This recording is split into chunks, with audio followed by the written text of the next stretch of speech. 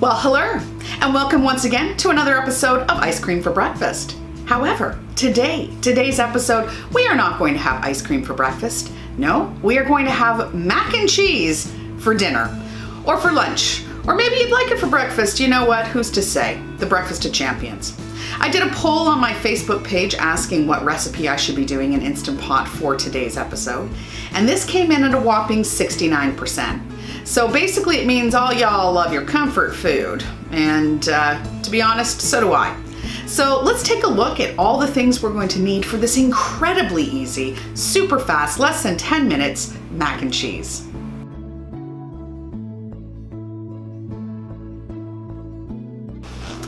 So now that you have everything in place to make this mac and cheese, let's get started. You're gonna need 2.5 cups of elbow macaroni. So just scoop it on out, measure it up, and let's put it in the pot. 2.5 Excellent. Next, you will need 2 cups of chicken broth. Now, if you are vegetarian or if you are vegan, this is where you would have the modification. You would use vegetable broth, clearly. But for all the rest of you out there, chicken broth is great. I'd like to bring your attention to an awesome product that I learned about from Jeffrey from Pressure Luck Cooking. It's called Better Than Bouillon. This stuff is the bomb. I can't recommend it enough. If you can, please find this in your supermarket. So for the 2 cups of chicken broth, it is 1 cup of water to 1 teaspoon of this. So I've already pre-made that because I'm smart like that. So I'll just give it a quick stir. As you can see, nice and yellow. We're gonna pour that into the Instant Pot. Then you're going to add 1 cup of water. Okay? You will then add your butter, all right? 2 tablespoons of butter. I was a little generous. I kind of gave it like a 2 and a bit, but I cut them into little squares, and you're gonna pop that in there. And the last thing you're gonna add is 1 tablespoon of grated Parmesan. Now, I actually really enjoy this particular Parmesan. It's the Parmesan Romano Asiago. I think it just has a little more flavor to it, but regardless, the choice is yours. So I'm gonna now put in like 1 kind of heaping tablespoon of this into the pot. All right, so now let's set the Instant Pot. Okay, so we now have the Instant Pot plugged in. We're gonna grab our lid. We're gonna line up the little arrows. I always have a hard time with this. Come on, make the happy sound. Okay, so we're lining it up. We're twisting it. We're gonna make sure that we're in the sealed position, okay, so that it comes to pressure. We're gonna go down to manual, okay, and then you're gonna adjust the time to 6 minutes. And then you're going to hit nothing because it's going to automatically go beep and turn on. You'll notice it's gonna come to pressure, and when it does, then it will start the countdown from 6 down. So while that's being pressurized, while that's cooking for 6 minutes, I'm gonna show you a little kind of modification that I do to add something to the mac and cheese, the finished product, because I like a little texture with my mac and cheese, just to kind of give it a little bit of crunch. So let's get started on that. Okay, so what do I like to do for texture? Well, I like to add a little bit of Panko breadcrumbs to the top, just on the finished product. It gives it a little more crunch to it. My daughter tends to really like it like this too. So what we're gonna do is we're gonna measure out approximately 1 cup of Panko crumbs, and we are going to have about a tablespoon and a bit of butter in the frying pan. So we're gonna melt the butter, and we're gonna toast up the crumbs so that we can add that as part of the finished product. Let's do it.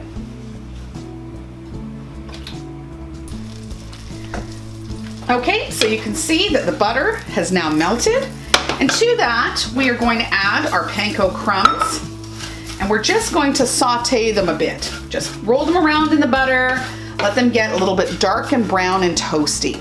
This is some yummy stuff while our mac and cheese is cooking. So as you can see, we've got some toasty crumbs happening here, nice and brown. And then what you'll do is once it's finished toasting, you're just gonna take it off the heat and keep it to the side for when you want to use it on top of your mac and cheese. Okay, it's now beeping, which means it is done. So this is when you hit the quick release, and you're gonna let it come back down to normal pressure, and the little pin will drop in the back, and that's gonna be our signal to turn it off and open up the lid.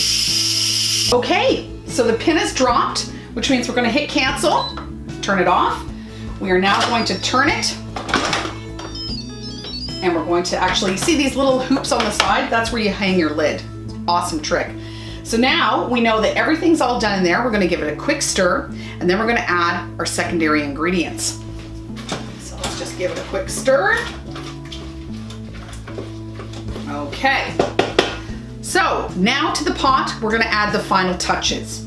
So you're gonna add your cream cheese. So about 1/4 of a block of your Philadelphia cream cheese, okay? So I like to slice mine into little squares. It makes it a little bit easier for it to melt. So we're gonna add that, and then, believe it or not, we're gonna add 1 teaspoon of mustard. I know it sounds crazy, but it really does taste quite good. So let's do that then. I'm gonna add 1 teaspoon of that in there.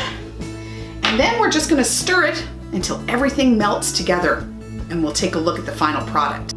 So as you can see, most of the cream cheese has melted inside. You'll see that it's rather creamy right now, but we're not quite done yet because I like to wait until all the cream cheese is melted before I add the shredded cheese. So let's get our little bag of shredded cheese. I need to bring in the other camera for this. I actually just got like a bag of triple cheese. You can use whatever cheese you'd like, and you're going to add half of that bag to this concoction. Let's do that now. Okay, so the cheese has been added. So let's stir this around until it becomes a lovely melty mess. Just wanted to show you just how cheesy this is. Can you see those strings? This is how absolutely cheesy and creamy this concoction now is. So if you would like, you're more than welcome to just scoop this into a bowl and serve it just as is, but we're gonna add our panko breadcrumbs to the top. Let's see what that looks like. So here it is, the finished product. It is incredibly cheesy. Can you see this? This is nuts. This took all of 10 minutes, start to finish. So you add the macaroni, you add your water, you add your chicken broth, you add your Parmesan cheese, your 1 tablespoon of Parmesan cheese, and your butter.